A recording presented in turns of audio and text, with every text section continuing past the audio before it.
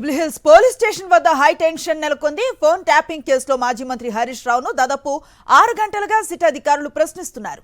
దీంతో పెద్ద ఎత్తున బీఆర్ఎస్ శ్రేణులు ఆందోళనకు దిగాయి. పోలీసులు బీఆర్ఎస్ కార్యకర్తలకు మధ్య తోపులాట జరిగింది. పోలీస్ స్టేషన్ ముందు బీఆర్ఎస్ కార్యకర్తలు బైఠాయించారు. ఇక తమను లోపలికి అనుమతించాలని హరీష్ రావు తరఫు న్యాయవాదులు కూడా డిమాండ్ చేస్తున్నారు. పోలీసులతో వాగ్వివాదానికి దిగారు.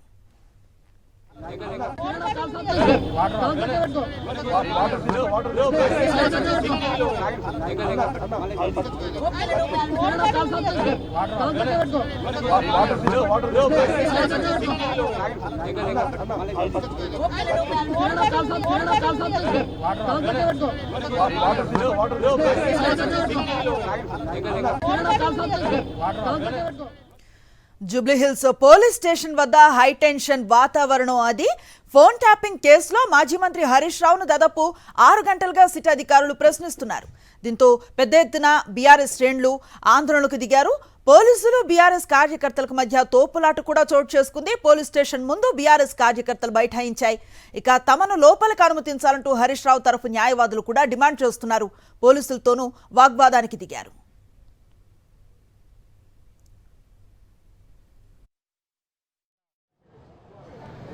కమిషన్లు వేసి ఇవాళ విషయాన్ని పక్కదారి పట్టించడం ఒకటైతే, భయపెట్టి అందరి నోర్లు ముయ్యాలనే ప్రయత్నం ఇవాళ కాంగ్రెస్ ప్రభుత్వం చేస్తున్నది. దానికోసం పోలీసుల్ని వినియోగించుకుంటున్నారు. అందులో భాగంగానే ఈ కేసు అనేది మేము అనుకుంటున్నాము.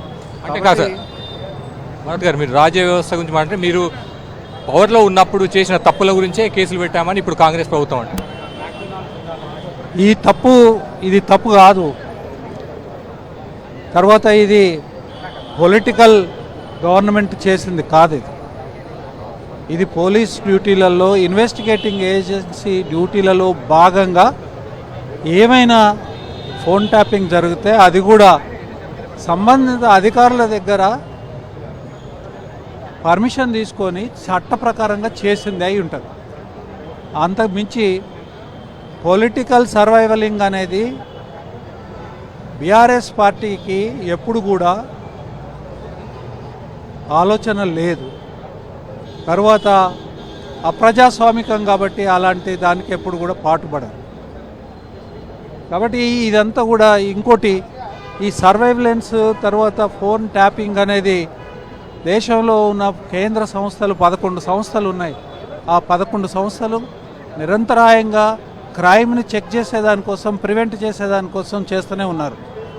తర్వాత అన్ని రాష్ట్ర ప్రభుత్వాలు చేస్తున్నారు, ఇంక్లూడింగ్ ఇవాళ ఉన్న తెలంగాణ రాష్ట్ర ప్రభుత్వం కూడా చేస్తుంది. అంటే వాళ్ళని ఏంటంటే క్రైమ్ గురించి చేస్తే తప్పు లేదు, క్రైమ్ సర్వైలెన్స్. కానీ మీరు పొలిటీషియన్స్, మీరు అధికారంలో బీఆర్ఎస్ అధికారంలో ఉన్నప్పుడు పొలిటికల్ అపోనెంట్స్ను సర్వైలెన్స్ చేశారు, వాళ్ళ ఫోన్ ట్యాపింగ్ చేశారు అనేది ప్రధానమైన ఆరోపణ. పచ్చి అబద్ధము. ఇది అభూత కల్పన. ఏడిపించేదానికోసం, హరాస్ చేసేదానికోసము, భయపెట్టేదానికోసం చేస్తున్న ఒక కార్యక్రమం తప్ప వేరే ఏం లేదు. ఇవాళ 2 ఛార్జ్షీట్లు వేస్తున్నారు. ఛార్జ్షీట్లలో బయట ప్రచారం జరిగిన ప్రచారానికి ఛార్జ్షీట్లకు ఏమైనా సంబంధం ఉందో మీరు చూడండి. సినిమా యాక్టర్ల పేర్లు తీసుకొచ్చారు, ఆడపిల్లల పేర్లు తీసుకొచ్చారు, జడ్జీల పేర్లు తీసుకొచ్చారు బయట ప్రచారంలో. ఛార్జ్షీట్లలో రిఫ్లెక్ట్ అయినాయా? ఒక్కటి కూడా రిఫ్లెక్ట్ అవ్వలేదు. విచారణ చేస్తున్నారు కదా, మీ పోలీసులే చేస్తున్నారు కదా, మీ ఆధీనంలో ఉన్న పోలీస్ వ్యవస్థ చేసింది కదా. ఇవాళ సడన్గా సిట్ ఎందుకు వేశారు? దాదాపు 2 సంవత్సరాల నుంచి నడుస్తున్న ఈ కేసులో సడన్గా ఇవాళ సిట్ ఎందుకు వేశారు? తర్వాత బయట మీరు లీకులు ఇచ్చి, కాంగ్రెస్ పార్టీ ప్రభుత్వం ఇచ్చిన లీకులు ఏదైతే ఉన్నాయో ఆ లీకులకి మీ ఇన్వెస్టిగేషన్కి ఎక్కడన్నా సారూప్యత ఉన్నదా? లేదు. అంటే ఏమని కంక్లూజన్ డ్రా చేసుకోవాలా? దీని వెనకాల ఏదో గుడుపుటాన్ని నడుస్తుందని అనుకోవాలి కదా. న్యాయపరంగా ఏంటి మీరు అంటే బీఆర్ఎస్ ఏం చేయబోతుంది? నోటీసులు వస్తున్నాయి, విచారణ ఎదుర్కొంటున్న పరిస్థితి. ఎటువంటి లీగల్ ఆప్షన్స్ మీకున్నాయి? మాకు చట్టం మీద గౌరవం ఉంది, న్యాయ వ్యవస్థ మీద గౌరవం ఉన్నది. మా మీద ఇప్పటికీ వందలాది వేలాది కేసులు పెట్టినారు రాష్ట్ర వ్యాప్తంగా. కార్యకర్తలు తీసుకుపోయి పోలీస్ స్టేషన్లలో కుల్లబొడిచినారు. చాలా ఇబ్బందికరమైన పరిస్థితుల్ని క్రియేట్ చేసినారు. మేము కోర్టులని ఆశ్రయించినాము, చట్టబద్ధంగా బెయిల్స్ తీసుకున్నాము, ఆ కేసులు కొట్లాడుతున్నాము. అనేక కేసులు తప్పుడు కేసులని హైకోర్టు కూడా నిర్ణయం చేసి అందులో నుంచి అక్విట్ చేసిన సందర్భాలు కూడా ఉన్నాయి. కాబట్టి మేము ఖచ్చితంగా లీగల్గానే పోరాటం చేస్తాము. ఇది ఇల్లీగల్ అని మేము భావిస్తున్నాము, లీగల్ పోరాటాలు చేస్తాం. ఓకే, హరీష్ రావును పోలీసులు సిట్ పేరుతో విచారణకు పిలవడం ఇల్లీగల్గా భావిస్తామని బీఆర్ఎస్ లీగల్ సెల్ అంటుంది. ఇప్పటికే కొంతమంది న్యాయవాదులు కూడా పోలీస్ స్టేషన్ చేరుకున్నారు. జూబ్లీహిల్స్ పోలీస్ స్టేషన్ దగ్గర వారంతా కూడా చేరుకున్నారు. హరీష్ రావును కలుస్తామని కూడా చెప్తున్నారు. అయితే పోలీసులు కొంతసేపు వెయిట్ చేయమని చెప్పారు. ప్రస్తుతానికి కొంతమంది బీఆర్ఎస్ పార్టీ ఎమ్మెల్యేలు ఎమ్మెల్సీలు కూడా ఇక్కడ హరీష్ రావును కలిసేందుకు పోలీస్ స్టేషన్ దగ్గర చేరుకున్నారు. ప్రస్తుతం అయితే విచారణ కొనసాగుతుంది. పార్టీ శ్రేణులంతా కూడా ఈ చుట్టుపక్కల పోలీస్ స్టేషన్ చుట్టుపక్కల వాళ్ళంతా కూడా ఉన్నారు. పోలీసులు వాళ్ళెవరిని కూడా ఇక్కడ రావద్దని సూచిస్తున్నారు. ప్రస్తుతం అయితే విచారణ కొనసాగుతుంది. ఇంకెంతసేపు కొనసాగుతుంది అన్నది కూడా మనం చూడాల్సింది. 1-2 గంటల్లో విచారణ పూర్తవుతుందా అన్నది కూడా మనం చూడాల్సి ఉంటుంది. అనుశ్రీ, రాఘవేంద్ర దాదాపు 6 గంటల నుంచి విచారిస్తున్నట్లుగా తెలుస్తోంది. ప్రధానంగా బీఆర్ఎస్ అడ్వకేట్స్ ని హరీష్ రావు లీగల్ టీమ్ ని లోపలికి అలో చేయట్లేదన్న ఒక ఆరోపణ కూడా వినిపిస్తోంది. ఏం చెప్తున్నారు దాని మీద? పూర్తిగా రాజకీయ కక్ష సాధింపన్న ఆరోపణ కూడా చేస్తున్నారు కదా.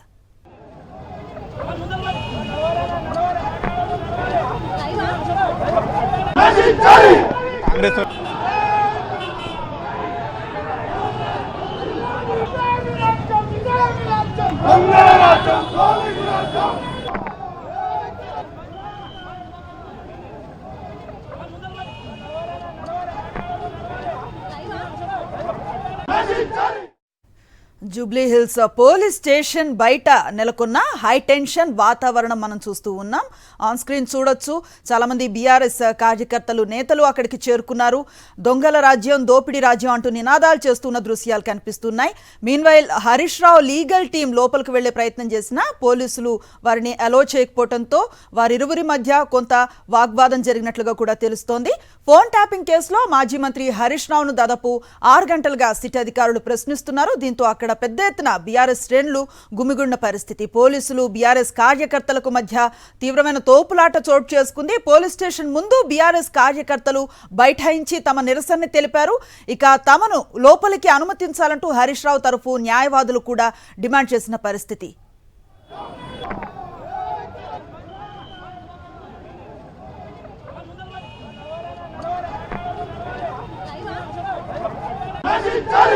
కాంగ్రెస్